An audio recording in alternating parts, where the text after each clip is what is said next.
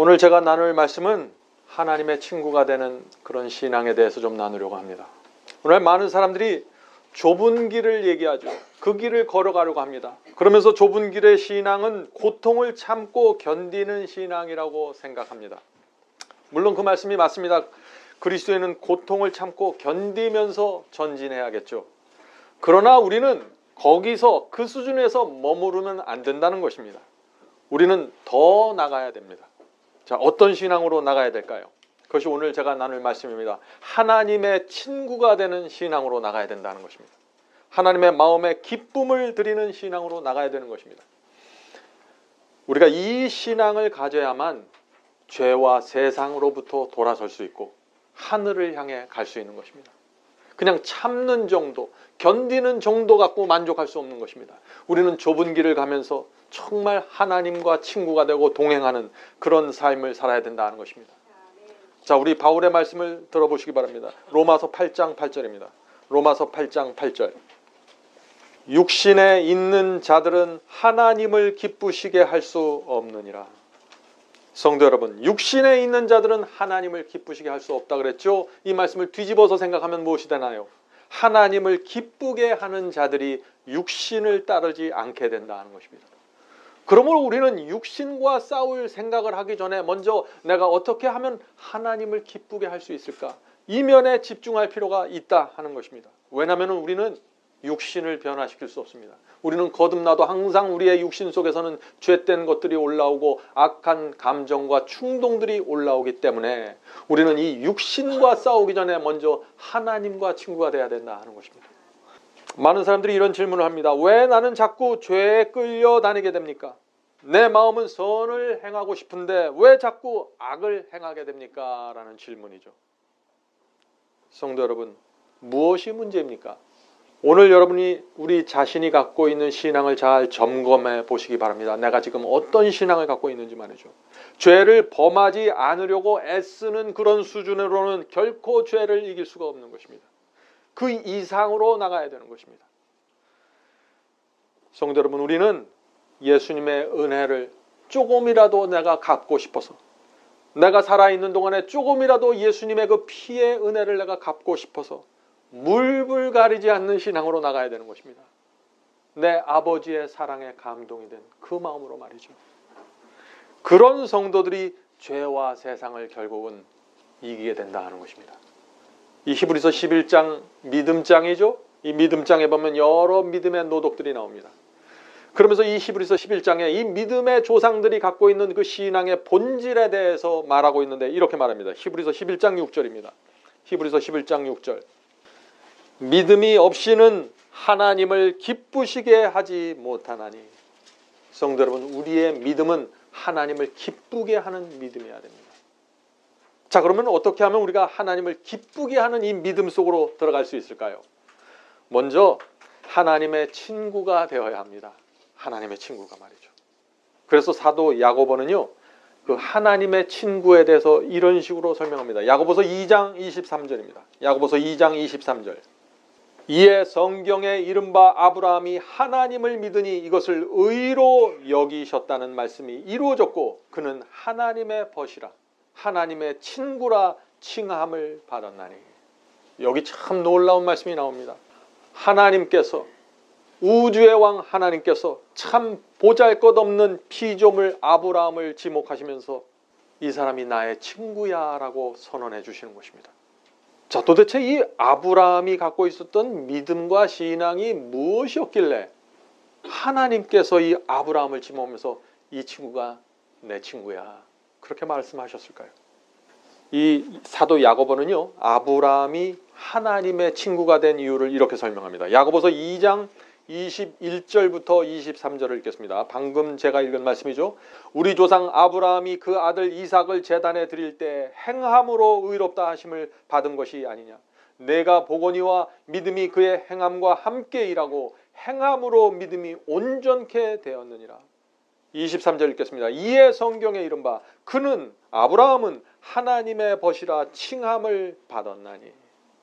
자, 아브라함이 어떻게 해서 하나님의 친구가 됐다고 했습니까? 여기 그 외아들 이삭을 제단에 바쳤기 때문에 친구가 됐다고 하는 것입니다. 행함이 있었기 때문에 친구가 되었다 하는 것입니다. 자, 그렇다면 우리도 우리의 아들을 제단에 바쳐야 될까요?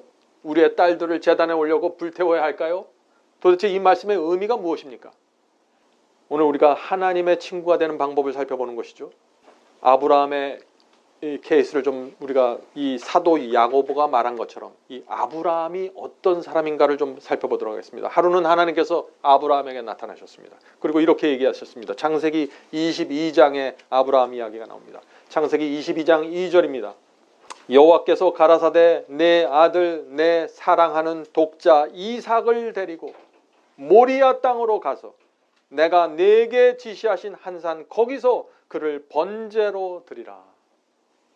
이제 이 말씀은 여러분이 아브라함의 입장으로 들어가서 들으셔야 되는 것입니다. 이 말씀을 들었을 때 아브라함의 마음이 어땠을까요? 네 사랑하는 독자 아들을 번제로 바쳐라. 모리아산에 가서. 가슴이 미어지지 않았겠어요?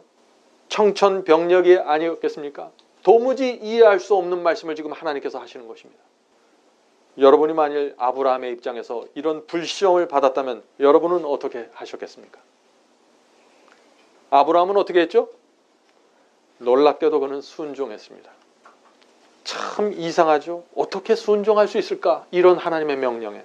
도대체 아브라함이 어떤 신앙을 가졌길래 순종할 수 있었을까요? 창세기 22장 3절과 4절 말씀을 읽겠습니다. 창세기 22장 3절과 4절입니다. 아브라함이 아침에 일찍이 일어나 나귀의 안장을 태우고, 아브라함은 아침에 일찍 일어났다고 했습니다. 새벽에 일어난 것이죠. 왜 새벽에 일어났을까요? 지금 이삭을 데리고 번제로 드리러 갑니다. 새벽에 일어나서 몰래 빠져나가야 됩니다. 왜 그럴까요? 아내 사라가 알면 안 되는 거예요. 그죠? 사라가 이 아들을 얼마나 사랑하는지 알았습니다. 사라 몰래 빠져나가야 되는 것이죠. 나귀의 안정을 주고 두 사환과 그 아들 이삭을 데리고 번제에 쓸 나무를 쪼개어 가지고 떠나 하나님이 자기에게 지시하신 곳으로 가더니 제3일에 아브라함이 눈을 들어 그곳을 멀리 바라보니라. 자, 여기 이상한 장면이 나옵니다. 하나님께서 아브라함에게 이삭을 바치라고 했는데 저 동네 조용한 곳에 가서 이삭을 번제로 바치라고 하지 않고 모리아 산으로 가라 그런 것입니다. 3일 길을 걸어야 가는 곳입니다. 왜 그랬을까요? 아브라함이 3일 길을 걸어가면서 무슨 생각을 했을까요? 많은 생각이 떠올랐을 것입니다. 많은 감정이, 여러 가지 감정이 내 속에서 교차됐을 것이에요. 하나님께서 아브라함에게 그런 시간을 주시는 것입니다. 아마 아브라함의 마음속에 여러 가지 의문이 떠올랐겠죠. 이런 의문을 가졌을 것입니다. 하나님, 제 자식을 죽여서 제단에 놓고 태우는 것은 가나안족이 하는 것 아닙니까? 우상에게 바치는 의식이 아닙니까? 그것은. 하나님은 사랑이신데 어떻게 나에게 그런 명령을 할 수 있습니까? 이삭은 하나님께서 기적적으로 내게 주신 자식인데 이제 와서 그 아들을 죽이라는 것인가요? 도대체 제 아들을 번제로 바쳐야 하는 이유가 무엇입니까? 제게 설명해 주십시오. 우리 중 누구라도 이 하나님의 명령을 이해할 수 있는 사람은 없을 것입니다. 아마 아브라함은 그 3일 길을 가면서 금식 기도했을 것입니다. 이렇게 기도했을 것이에요. 하나님, 혹시 제가 하나님의 음성을 잘못 이해한 것이 아닙니까? 아들을 죽이라는 말씀이 무슨 뜻인지 설명해 주십시오. 이삭을 번제로 드린다는 것은 내가 그를 죽여서 그 내장을 꺼내서 토막을 쳐야 된다는 얘기인데 정말 그렇게 하길 원하십니까? 하나님, 제가 당하는 이 시련의 의미와 이유를 설명해 주시기 바랍니다. 저는 도저히 이해할 수가 없습니다. 아들의 죽음을 앞에 놓고 아브라함이 이렇게 간절하게 기도를 드리는데 하나님께서 대답하셨나요? 대답하지 않았습니다. 혹시 꿈이나 환상을 통해서 어떤 메시지를 주실까 3일 길을 가면서 계속 하늘을 바라보면서 밤이나 낮이나 기다리고 있는데 아무런 대답도 없는 것입니다. 3일 길을 걸어서 모리아산에 올라가서 제단을 쌓고 장작을 올려놓고 이삭의 목을 향해서 칼을 내리꽂는 순간까지 아무런 대답이 없었고 침묵하셨습니다. 이것이 하나님의 침묵입니다. 하나님께서 침묵하실 때 인간은 가장 큰 고통으로 들어가게 되는 것입니다. 성도 여러분, 우리의 삶 속에서도 여러 모습으로 고통이 찾아옵니다. 그때마다 우리는 눈물을 흘리면서 이렇게 기도를 드리게 되죠. 하나님, 왜 제 아들이 깊은 병에 걸려서 이렇게 누워 있어야 합니까? 왜 제 딸이 이런 고통을 받아야 합니까? 왜 제가 직장을 잃어버리고 장사가 망해야 하나요? 저는 이제 어떻게 살아야 됩니까? 주님, 제가 당하는 이 고통을 거두어 주시옵소서. 아니면은 이 고통의 의미와 이유라도 제게 설명해 주시옵소서. 저는 도저히 이해할 수 없습니다. 이렇게 간절하게 피를 토하듯이 기도를 드려도 하나님께서 응답하지 않을 때가 있지 않습니까? 그것이 하나님의 침묵입니다. 성도 여러분, 하나님께서 그러네 침묵하실지라도 너무 슬퍼하거나 낙담하지 마십시오. 여러분만 하나님의 침묵을 대하고 있는 것이 아닙니다. 아브라함도 하나님의 침묵을 경험했습니다. 하나님께서 아브라함에게 천사를 보내서 이삭을 죽이는 명령을 번복해 주지 않았죠. 천사를 보내서 그 이유와 이 고통의 이유와 목적에 대해서 설명해 주지 않았습니다. 그러나 아브라함은 어떻게 했습니까? 그의 마음속에 수많은 질문과 의문들이 있었지만은 고통을 받아들이고 끝까지 순종했습니다. 하나님께서 아브라함을 나의 친구라고 불러주신 이유를 이해하시겠습니까? 그런데 저와 여러분도 하나님의 친구가 될 수 있다는 것입니다. 오늘 제가 이 문제를 좀 말씀드리고 있는 것입니다. 하나님의 친구는 저 구약시대에 있던 아브라함만 되는 것이 아니라 저와 여러분도 오늘 하나님의 친구가 될 수 있다는 것입니다. 이것이 복음입니다. 자, 친구가 어떻게 될 수 있나요? 만일 저와 여러분이 오늘 견디기 힘든 고난 속에서 고통당하고 있는데, 도무지 이유를 알 수 없는 고통을 당하고 있는데 하나님께서 침묵하고 있다면 바로 지금 우리가 하나님의 친구가 될 수 있는 시간을 갖고 있는 것입니다. 아브라함이 가졌던 그 고통으로 우리가 들어가는 것이죠. 아브라함이 언제 하나님의 친구가 되었습니까? 고통 속에서 하나님을 만나고 친구가 된 것입니다. 우리도 그런 고통의 시간 속에서 여전히 우리가 아브라함처럼 하나님을 신뢰하고 믿고 충성한다면 하나님께서 우리를 어떻게 보실까요?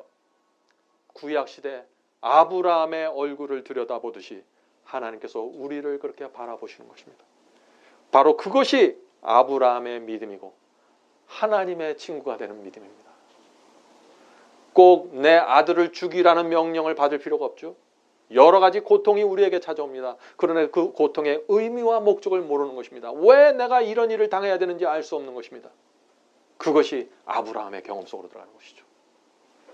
자, 우리는 근데 여기서 한 가지 좀 질문을 생각해 보아야 됩니다. 그 질문은 이것입니다. 하나님께서 왜 아브라함에게 이삭을 죽이기까지 순종하라는 믿음을 요구하셨을까요? 왜 도무지 이해할 수 없는 고통을 아브라함에 허락하셨습니까? 라는 질문입니다. 그것은 너무나 지나친 요구 아닙니까? 우리는 이 질문에 대한 대답을 얻어야 되는데 이 대답을 가져야만 우리의 삶 속에 수많은 고통들이 찾아오고 이해할 수 없는 고통들이 찾아올 때 하나님을 올바로 바라볼 수 있다는 것입니다. 성도 여러분, 분명한 사실이 있는데 그것은 하나님께서 이해할 수 없는 어떤 고통을 우리에게 허락하실 때는, 이해할 수 없는 어떤 진리와 이해할 수 없는 계명을 주실 때는 거기에는 분명한 이유가 있다는 것이죠. 하나님은 바보가 아닙니다. 하나님은 전지전능하시고 우주를 만드신 분입니다. 그런 분이 아무런 이유 없이 고통을 주고 말씀을 주고 진리를 줘요? 그럴 수가 없다는 것입니다. 분명한 이유가 있다는 것입니다. 어떤 이유가 있을까요? 여러분들 이 말씀을 잘 들어보세요. 하나님께서 이 세상을 정죄하기 원하실 때 하나님께서는 의인에게 말할 수 없이 큰 고통과 시련을 허락하십니다. 다시 말해서 하나님께서는 시련 속에서 나타나는 그 성도의 믿음과 충성을 통해서 이 악한 세상을 정죄하신다는 것입니다. 이것은 정말 중요한 사상입니다. 여러분들 이 세상을 이해하시기 바랍니다. 하나님께서 홍수로 세상을 심판했죠. 수백 년이 지나갔습니다. 세상은 다시 타락하게 되었습니다. 하나님을 충성스럽게 믿는 백성들을 찾아보기 어려운 시대가 되었습니다. 아브라함의 시대죠. 그때 하나님께서 아브라함을 부르신 것입니다. 이 아브라함의 생애 중에 유치한 장면도 나오죠. 부족함이 있었습니다. 그런데 이 하나님께서 이 아브라함을 모리아산에서 번제를 드리는 그 믿음까지 성장시켜 나가는 것입니다. 이것이 저와 여러분 속에 이루어져야 할 믿음의 성장입니다. 여러분들 지금 부족하십니까? 절망하지 마십시오. 하나님께서 여러분을 붙잡고 인도해 가시는 것입니다. 여러분이 그것을 따라가기만 한다면 하나님께서는 반드시 결과를 만들어내실 것입니다. 자, 하나님께서 왜 아브라함을 모리아 산의 그 믿음까지 성장시키셨을까요? 왜냐하면 이 아브라함의 믿음을 통해서 그 당시 세상을 덮고 있던 이 우상 숭배 정신, 죄악을 정죄하기 원했기 때문입니다. 너희들이 다 틀렸고 이 아브라함이 진짜라는 것을 하나의 샘플을 들어서 보여주기 원하신 것입니다. 사람들이 이해를 하지 못하니까요. 사람들은 보아야 확신하고 보아야 이해합니다. 아브라함의 신앙을 통해서 하나님께서 무엇이 진짜 믿음인가를 보여주기 원하셨던 것입니다. 다시 말해서 세상이 크게 타락했지만 하나님의 말씀에 충성할 수 있는 신앙이 가능하다는 사실을 아브라함을 통해서 보내주신 것입니다. 온 하늘과 사탄 앞에서 이것이 내가 원하는 신앙이야 보여주기 원하는 것입니다. 지금 제가 무엇을 말하고 있나요? 여러분에게 말할 수 없는 고통이 옵니까? 이해할 수 없는 고난이 찾아와서 나를 괴롭힙니까? 이것은 하나님께서 여러분을 통해서 이 세상을 정죄하기 원하시는 것입니다. 어떻게 해요? 여러분의 신앙과 충성을 들어 올리면서 이것이 참된 신앙이고 이 세상이 잘못된 것이야. 이 세상에 있는 교회들이 잘못된 것이야. 드러내기 원하시는 것입니다. 그래서 사도 야고보가 아브라함이 아들을 제단에 바치는 행함이 있었기 때문에 의롭다 하심을 받았고 그때 하나님의 친구가 되었다고 선언하는 것입니다. 자, 그 말씀을 읽어볼까요? 야고보서 2장 20절부터 23절의 말씀을 다시 한번 읽어보겠습니다. 이 말씀의 의미가 이제 여러분들의 마음에 깊이 와 닿게 되기를 제가 바라는 것입니다. 아, 허탄한 사람아, 행함이 없는 믿음이 헛것인 줄을 알고자 하느냐. 우리 조상 아브라함이 그 아들 이삭을 제단에 드릴 때 행함으로 의롭다 하심을 받은 것이 아니냐. 내가 보거니와 믿음이 그의 행함과 함께 일하고 행함으로 믿음이 온전케 되었느니라. 이에 성경에 이른바 아브라함이 하나님을 믿으니 이것을 의로 여겼다는 말씀이 응하였고 그는 하나님의 벗이라 하나님의 친구라 칭함을 받았나니. 성도 여러분, 지금 이 세상 죄와 배도로 뒤덮여 있습니다.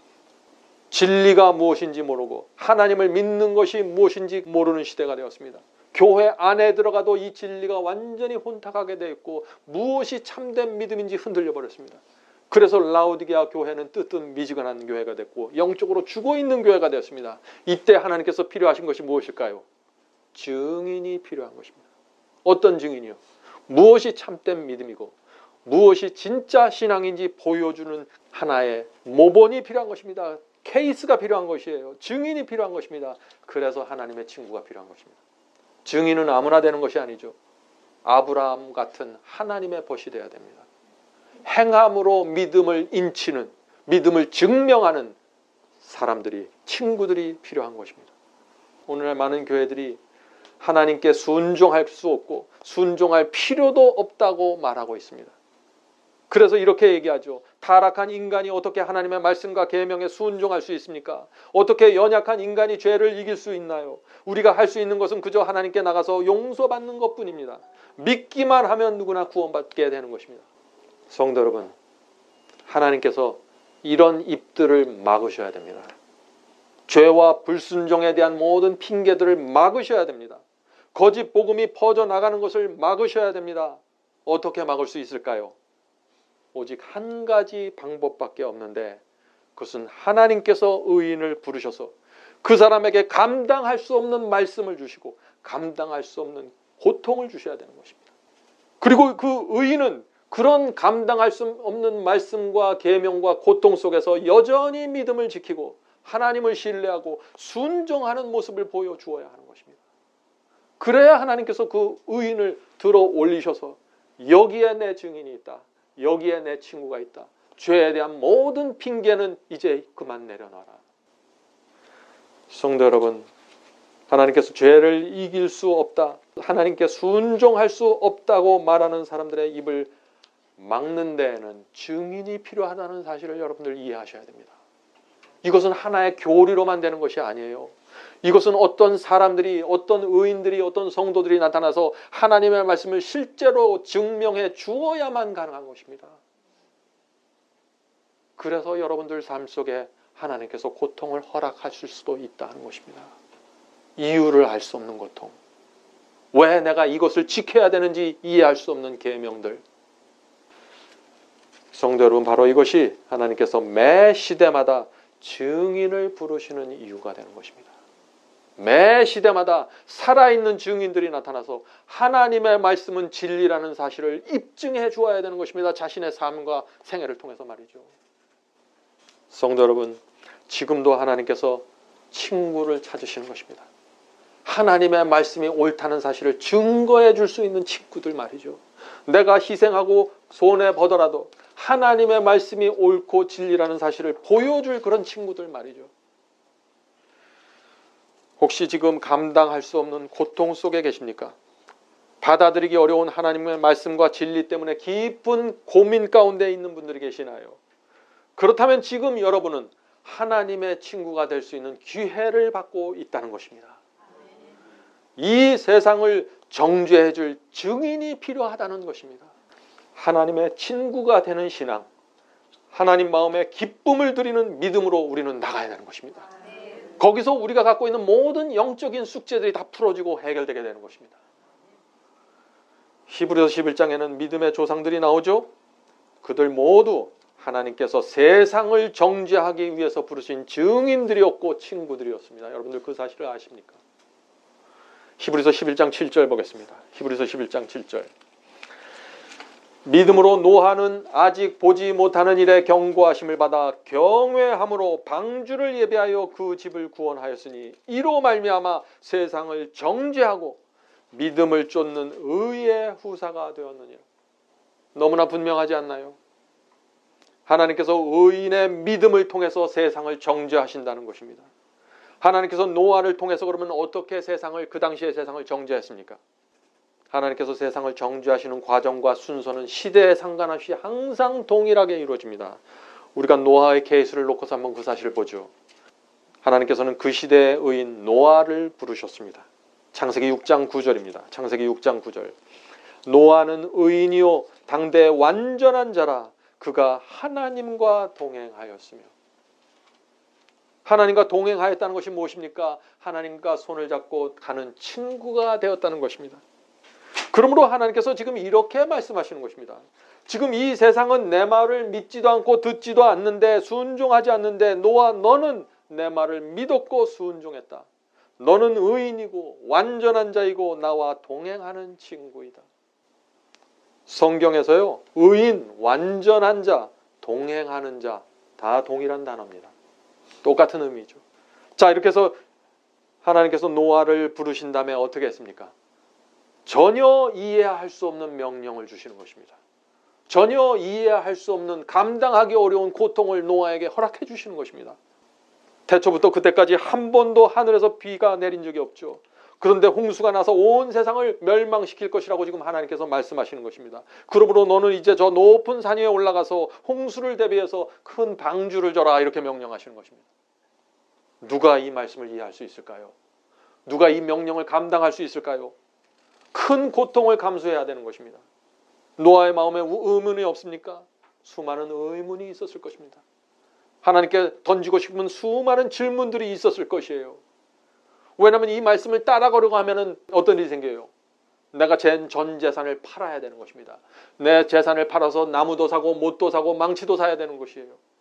하던 일 다 중단하고 산 위에 올라가서 방주를 지어야 합니다. 온 세상 사람들이 다 비웃고 놀리게 되는 것입니다. 우리의 가족들은 이 세상으로부터, 사회로부터 격리당할 것입니다. 감당할 수 없는 고통이죠.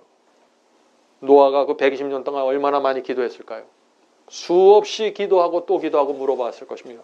내가 정말 이 일을 하는 것이 맞나요? 이렇게 살아야 되는 것입니까? 그런데 하나님께서 침묵하시는 것입니다. 성도 여러분, 하나님의 침묵을 이해하지 못하면 우리는 길을 잃어버리는 것이에요. 노아가 어떻게 했습니까? 그는 하나님의 명령을 도무지 어길 수가 없었습니다. 왜냐하면 그것은 하나님의 입에서 나온 말씀이기 때문에. 그래서 노아는 모든 것을 바쳐서 순종했던 것입니다. 세상은 노아를 120년 동안 조롱했지만 노아는 하나님과 동행하는 자로 살았던 것입니다. 성도 여러분, 이것이 하나님을 기쁘게 하는 신앙이고 하나님의 친구가 되는 믿음입니다. 오늘 제가 드리는 이 말씀을 여러분이 이상하게 생각하지 마시기 바랍니다. 저는 오늘 우리 삶에서 실제적으로 이루어질 수 있는 일들을 지금 말하고 있는 것이에요. 우리의 삶에서 누구나 만나게 되는 하나님의 침묵에 대해서 제가 말씀드리고 있는 것입니다. 우리의 주변을 살펴보세요. 아니면 우리 가족을 살펴보십시오. 큰 고통 속에서 하늘을 향해서 부르짖고 있는데, 몇 년 동안 부르짖고 있는데 하나님께서 침묵하시는 장면을 여러분 보지 못하십니까? 암에 걸려서 죽어가고 있는데 온 가족과 교회가 한마음으로 기도하고 있는데 하나님께서 그들의 기도에 응답하지 않는 모습을 보지 않습니까? 그때 필요한 것이 어떤 신앙이에요? 하나님의 마음을 기쁘게 하는 친구의 신앙이라는 것입니다. 성도 여러분, 하나님께서 왜 우리에게 감당하기 어려운 말씀을 주실까요? 왜 우리에게 지키기 어려운 계명을 지키면서 이것을 지켜라고 요구하실까요? 우리를 살리기 위해서입니다. 하나님의 말씀에 순종해야만 내 속에 있는 이기심과 교만이 떨어져 나가게 되는 것입니다.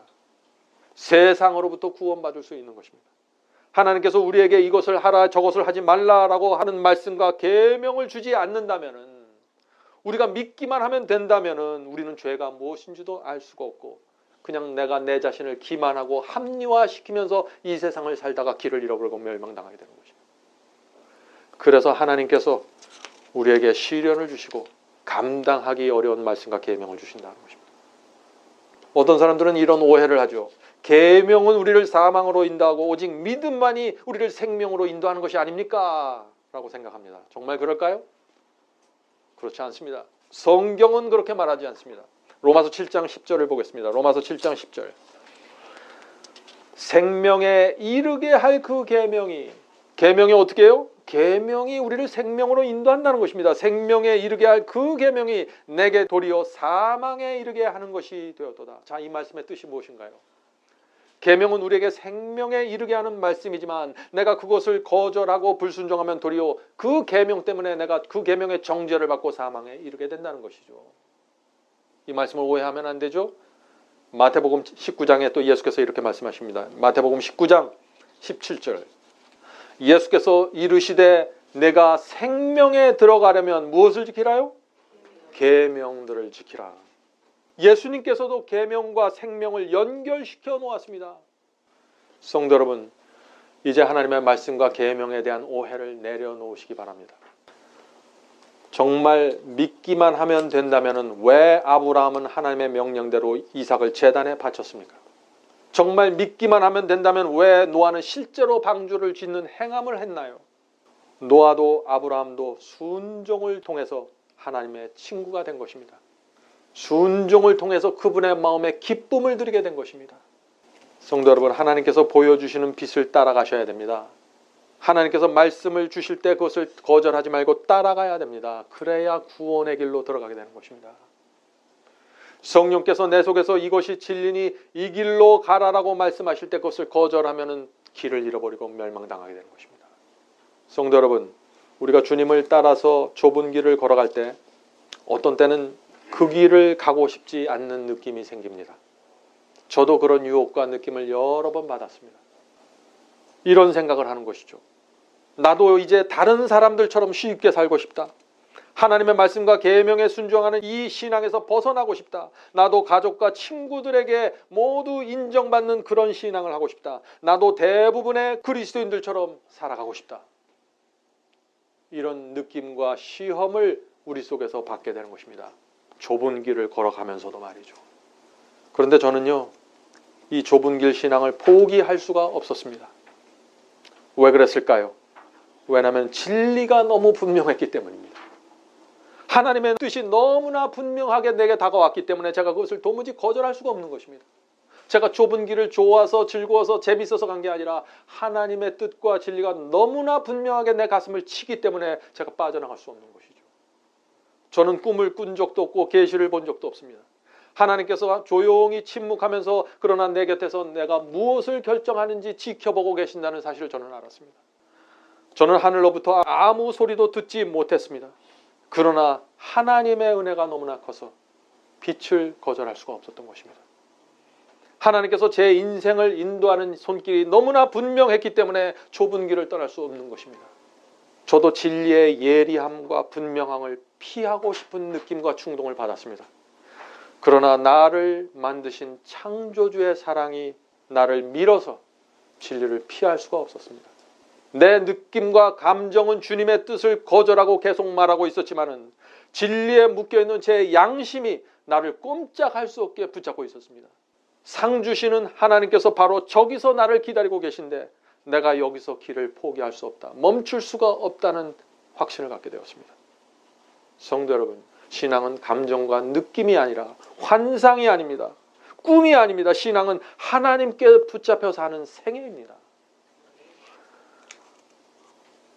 오늘 신앙에 대한 오해가 정말 많이 있습니다.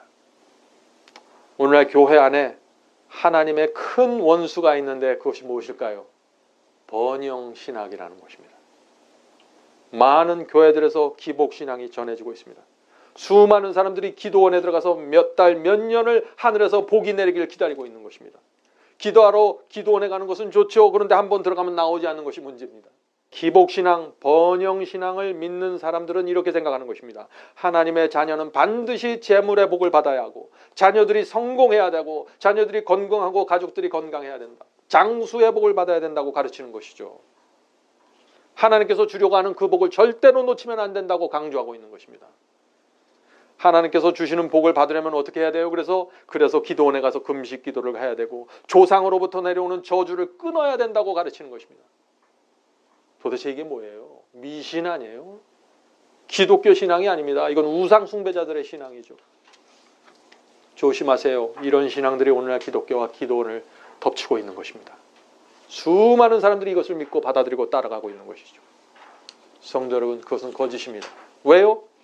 의인 노아와 아브라함은 말할 수 없는 고통을 받았습니다. 번영신앙, 기복신앙에 하면 이것은 아니죠. 욥은 하루아침에 가족과 재산을 잃어버렸습니다. 악착이 생겼습니다. 아내가 집을 나가버렸습니다. 이것은 누가 봐도 저주입니다.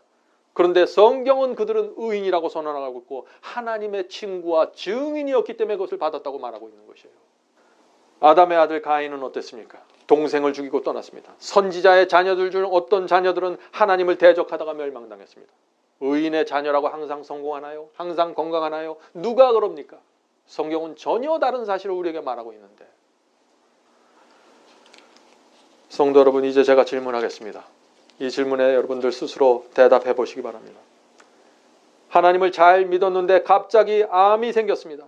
주님을 열심히 따라다녔는데 인생이 잘 풀리지 않았습니다. 어떻게 해야 합니까? 가정에 도무지 이해할 수 없는 우연이 계속해서 겹치고 있습니다. 그리스도인이 이럴 때 어떻게 해야 됩니까? 여러분이 이런 질문을 받으면 이제 어떻게 대답하시겠습니까? 이렇게 기도하라고 권해야 됩니다. 주님, 저는 이 고통을 허락하시는 이유와 목적을 이해할 수 없습니다. 그러나 저는 주님을 신뢰합니다. 주님의 사랑과 완전하신 성품을 제가 믿습니다. 이 시련 속에서 내가 어떻게 해야 주님께 기쁨을 드릴 수 있고 친구가 될 수 있을까요? 내가 어떻게 해야 고통을 허락하신 주님의 뜻을 이룰 수 있을까요? 주께서 가르쳐만 주시면 저는 순종하겠습니다. 성도 여러분, 우리가 주 앞에 나가서 이런 기도를 드리면 하나님께서 어떤 표정을 지으실까요? 환하게 웃으실 것입니다. 네가 내 마음을 아는구나.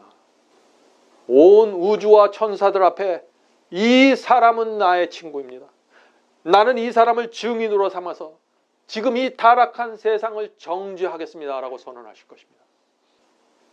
여러분은 하나님의 친구라는 선언을 듣기 원하지 않습니까? 저는 원합니다. 성도 여러분, 이제 주님을 기쁘게 하는 신앙, 주님의 친구가 되는 신앙을 받아들이시기 바랍니다. 그곳은 새로운 세계가 펼쳐지는 세상입니다. 그 영적인 세상, 하나님의 친구가 된 그 세상으로 들어가야만 사탄과 죄를 물리치고 유혹을 깨트릴 수 있는 것입니다. 이 세상으로부터 돌아설 수 있는 것이에요. 이제 말씀을 마치면서 아브라함의 이야기를 다시 살펴보겠습니다.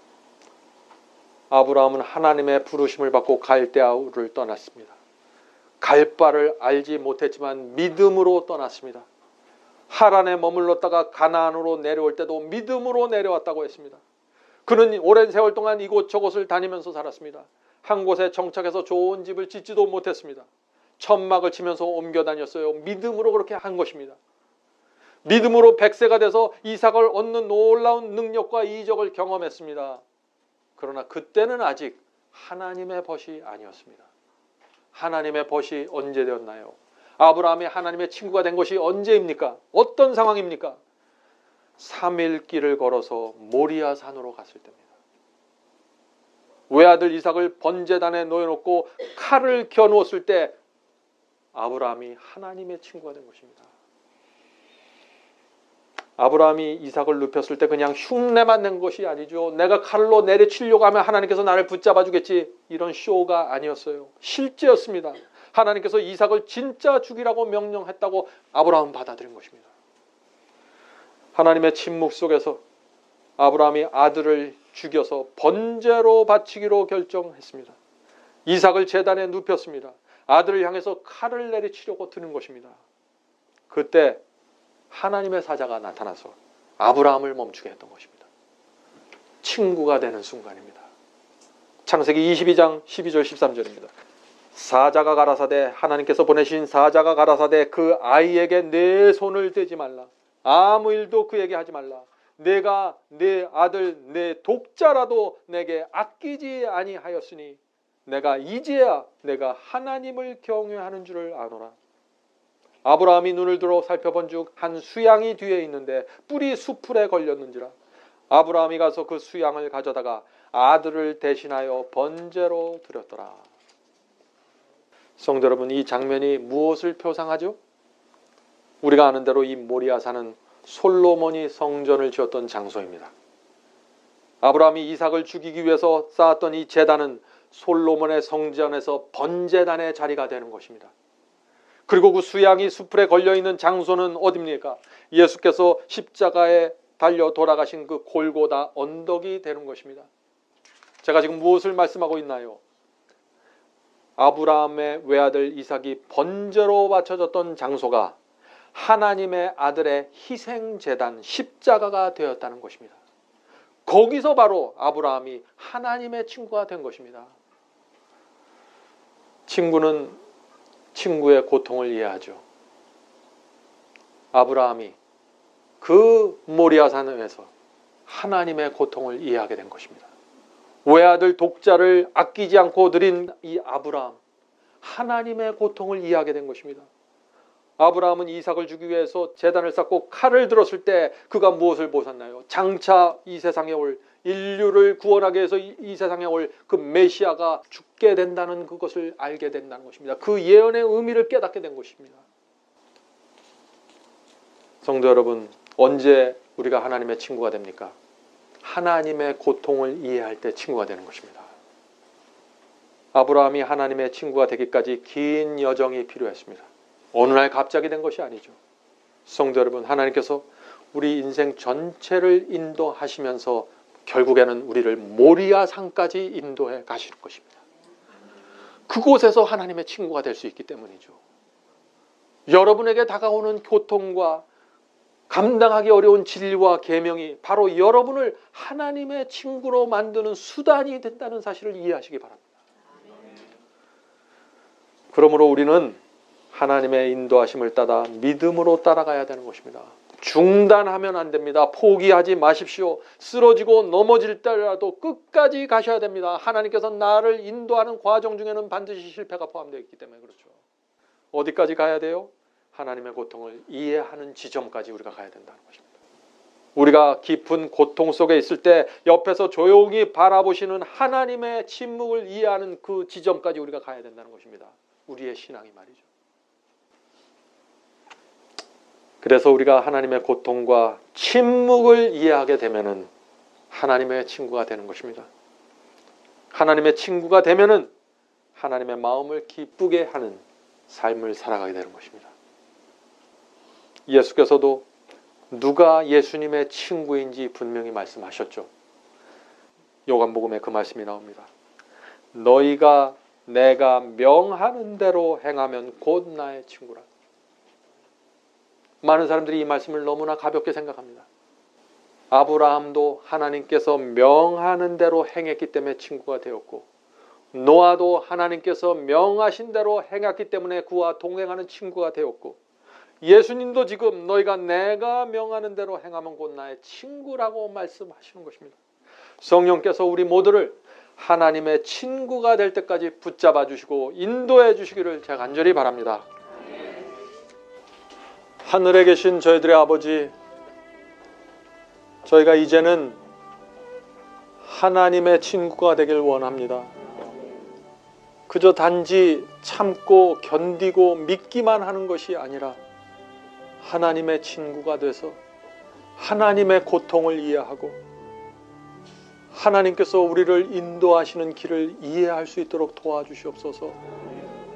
하늘에 계신 아버지, 하나님께서 때때로 우리에게 감당할 수 없는 시련을 주시고 이해할 수 없는 계명을 주시고 명령을 주신다는 사실을 우리가 마음으로 받아들일 수 있도록 도와주시옵소서.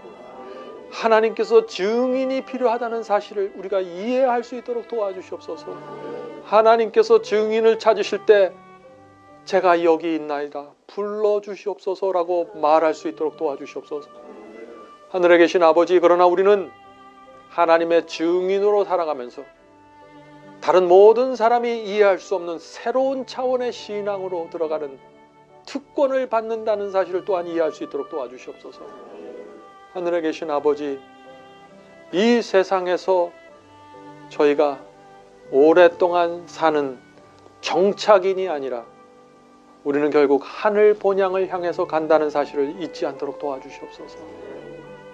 성령을 통해서 저희의 길을 인도해 주시고 저희의 마음을 위로해 주시고 하나님의 증인과 친구로서 살아갈 때 하나님의 보호하심과 존귀케 하심이 따라온다는 사실을 잊지 않도록 도와주시옵소서. 이 모든 말씀 예수님의 이름으로 간절히 기도드립니다. 아멘.